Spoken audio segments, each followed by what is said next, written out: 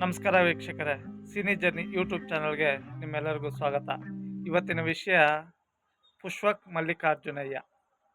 ಇವ್ರ ಹೆಸರು ಒಂದು ಕಾಲದಲ್ಲಿ ಒಂದು 5 ವರ್ಷದ ಹಿಂದೆ ಕೇಳಿದ್ರೆ ಕಂಟಿನ್ಯೂಸ್ ಆಗಿ ಗಾಂಧಿನಗರದಲ್ಲಿ ಸಿನಿಮಾ ಮಾಡ್ತಾಯಿದ್ರು. ಇವ್ರು ಮುಟ್ಟಿದ್ದೆಲ್ಲ ಚಿನ್ನ ಅನ್ನೋ ರೀತಿನಲ್ಲಿತ್ತು. ಇವತ್ತು ಅವರು ಎಷ್ಟು ಕಷ್ಟದಲ್ಲಿದ್ದಾರೆ ಅಂದರೆ ಇಂಟ್ರೆಸ್ಟ್ ಕಟ್ಟಬೇಕು, ಜೊತೆಗೆ ಸಿನಿಮಾಗಳಿಲ್ಲ. ಏನಕ್ಕೆ ಅಂದರೆ ಒಬ್ಬ ನಿರ್ಮಾಪಕನು ಸಕ್ಸಸ್ನಲ್ಲಿರ್ಬೇಕಾದ್ರೆ ಎಲ್ಲ ಹೀರೋಗಳು ಅವ್ರಿಗೆ ಡೇಟ್ಸ್ ಕೊಡ್ತಾ ಇರ್ತಾರೆ.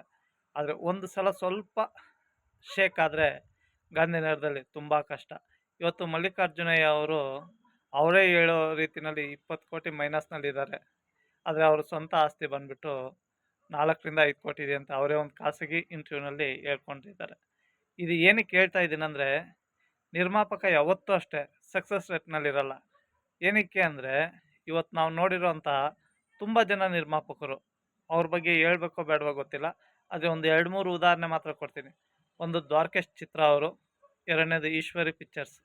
ಇವರಿಬ್ಬರು ಒಂದು ಕಾಲದಲ್ಲಿ ಮುಟ್ಟಿದ್ದೆಲ್ಲ ಬಂಗಾರ. ಆದರೆ ಸಿನಿಮಾಗಳು ಮಾಡ್ತಾ ಮಾಡ್ತಾ ಮಾಡ್ತಾ ಅವರು ಎಷ್ಟು ಕಷ್ಟದಲ್ಲಿದ್ದಾರಂತ ನಮ್ಮ ಚಿತ್ರರಂಗದಲ್ಲಿ ಪ್ರತಿಯೊಬ್ಬರಿಗೂ ಗೊತ್ತಿದೆ ಅಂತ ನನ್ನ ಅನಿಸಿಕೆ. ನಾನು ಹೇಳಿರೋದು ಯಾವುದೂ ಸುಳ್ಳಲ್ಲ ಅಂತ ನನ್ನ ಅನಿಸಿಕೆ.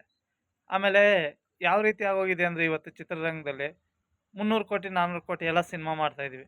ಆದರೆ ಇದಕ್ಕೆ ಫೈನಾನ್ಸ್ ತರ್ತಾರಲ್ಲ, 3 ವರ್ಷ 4 ವರ್ಷ ಹೋದಾಗ ಅದಕ್ಕೆ ಇಂಟ್ರೆಸ್ಟ್ ರೇಟ್ ಏನಾಗುತ್ತೆ ಅಂತ ಯಾರೊಬ್ರಿಗೂ ಗೊತ್ತಾಗ್ತಾಯಿಲ್ಲ.